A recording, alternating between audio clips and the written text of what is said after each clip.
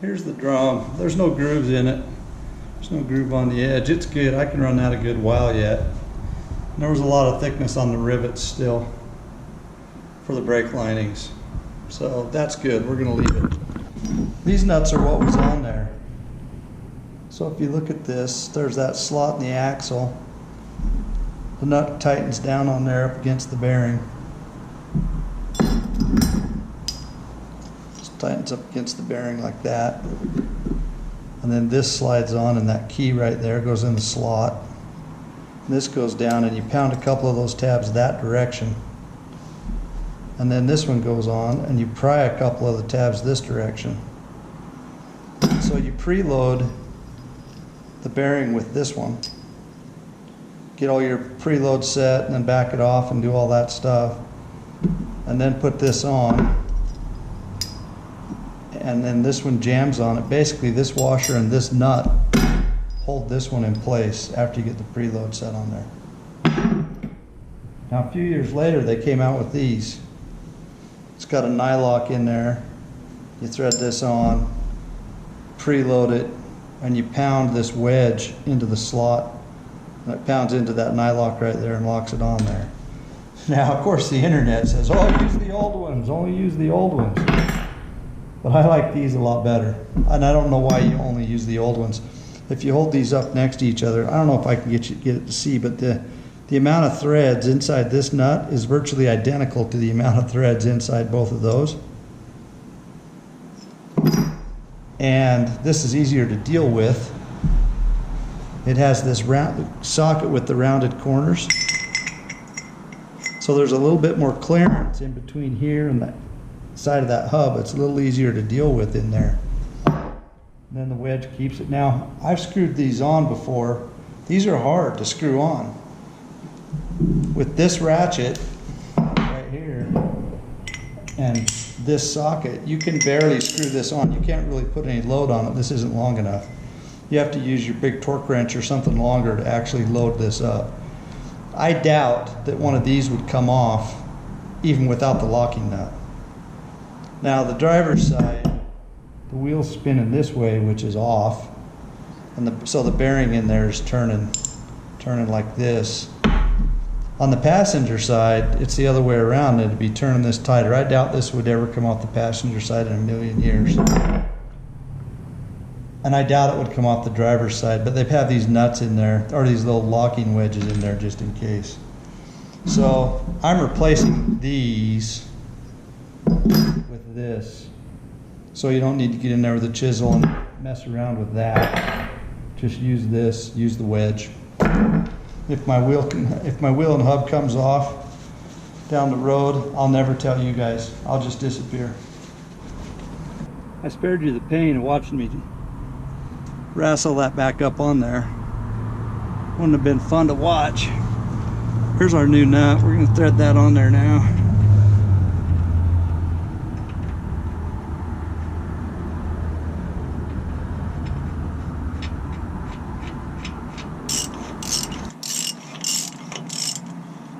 The nylock is starting to engage right there.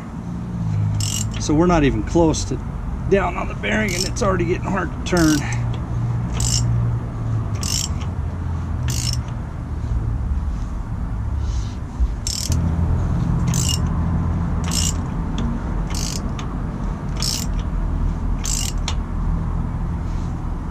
The end play is gone right there.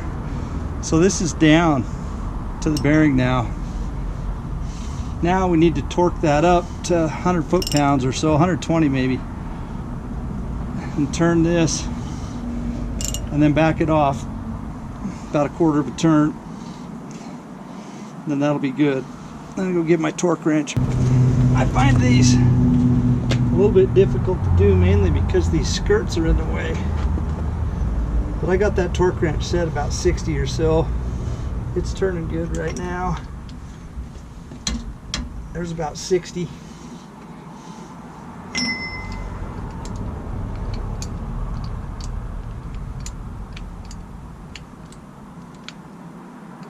There's about 90.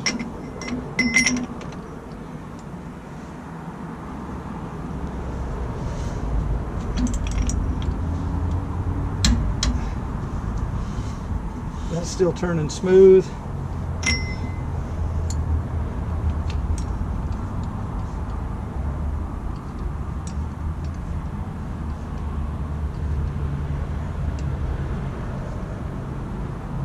We're 110.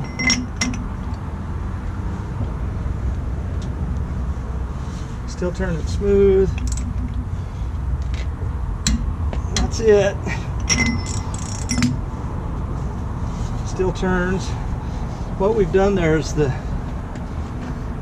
those cones on those bearings are centered now. That's all the way on. There's no end play at all, but there's a lot of preload on those bearings. You don't need that much preload. So now you turn it back about a quarter of a turn. Loosen it up.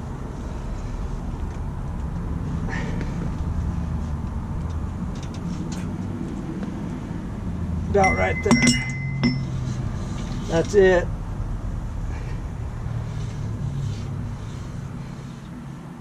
You can feel, I don't know if you can actually feel any play, any end play. I don't think so. You could get it out and measure the end play, but I'm not going to. I'm just going to leave it just like that. There's the nut, and there's the wedge. The wedge is going to go right in that little slot right there. And it's going to pound up against that nylon stuff that's on the inside of that nut.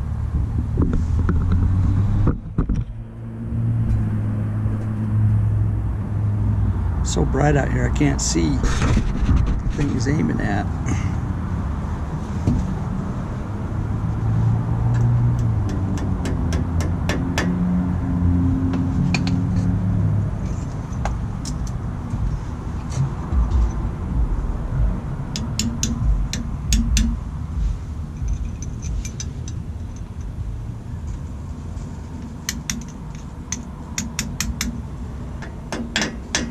I just bend them a little bit like that so they're up against the edges of that slot.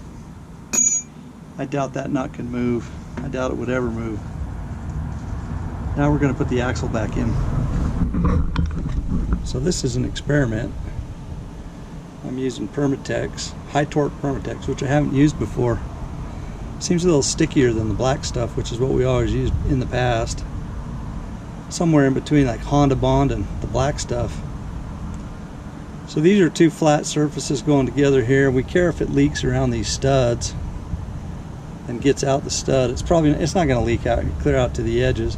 And this is torqued on so tight, most of that's going to squish out and in. So this is an experiment. I'm putting no gasket on it. We'll see what kind of trouble I run into. These get torqued. These get torqued down to 90 foot-pounds. I have my big pry bar stuck in there to keep it from turning.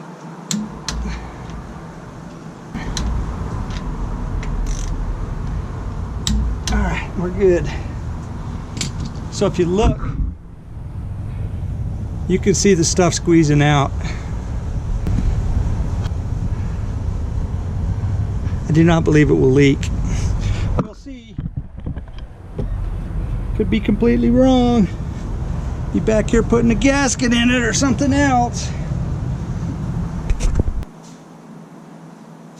That driver's side rear brake, it's all back together now.